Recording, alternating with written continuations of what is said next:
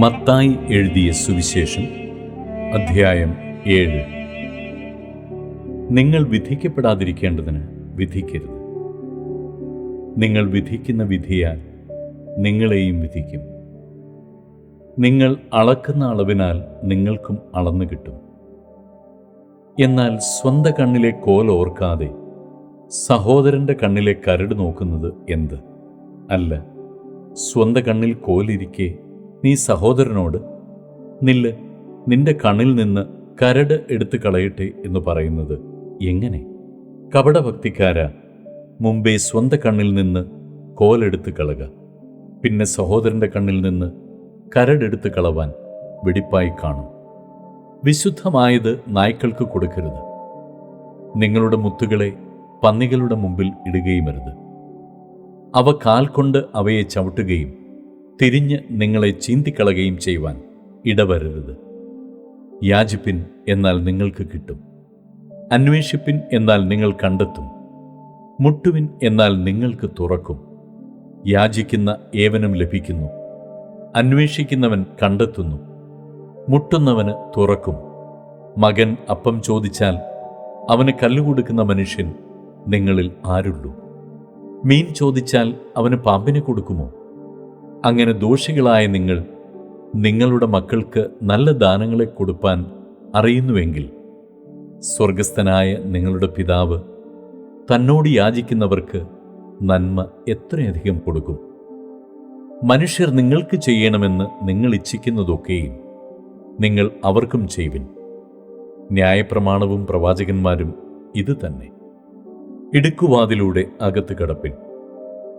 നാശത്തിലേക്ക് പോകുന്ന വാതിൽ വീതിയുള്ളതും വഴി വിശാലവും അതിൽ കൂടി കടക്കുന്നവർ അനേകരുമാകുന്നു. ജീവങ്കലേക്ക് പോകുന്ന വാതിൽ ഇടുക്കവും വഴി ഞെരുക്കവുമുള്ളത്, അത് കണ്ടെത്തുന്നവർ ചുരുക്കമത്രേ. കള്ളപ്രവാചകന്മാരെ സൂക്ഷിച്ചുകൊള്ളുവിൻ. അവർ ആടുകളുടെ വേഷം പൂണ്ട് നിങ്ങളുടെ അടുക്കൽ വരുന്നു. അകമേയോ കടിച്ചു കയറുന്ന ചെന്നായ്ക്കളാകുന്നു.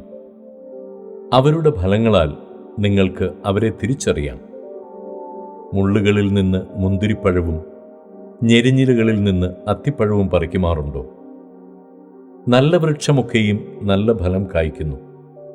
ആകാത്ത വൃക്ഷമോ ആകാത്ത ഫലം കായ്ക്കുന്നു. നല്ല വൃക്ഷത്തിന് ആകാത്ത ഫലവും ആകാത്ത വൃക്ഷത്തിന് നല്ല ഫലവും കായ്പാൻ കഴിയുകയില്ല. നല്ല ഫലം കായ്ക്കാത്ത വൃക്ഷമൊക്കെയും വെട്ടി തീയിലിടുന്നു. ആകയാൽ അവരുടെ ഫലത്താൽ നിങ്ങൾ അവരെ തിരിച്ചറിയും. എന്നോട് കർത്താവേ കർത്താവേ എന്ന് പറയുന്നവൻ ഏവനുമല്ല, സ്വർഗസ്ഥനായ എൻ്റെ പിതാവിൻ്റെ ഇഷ്ടം ചെയ്യുന്നവനത്രേ സ്വർഗരാജ്യത്തിൽ കടക്കുന്നത്.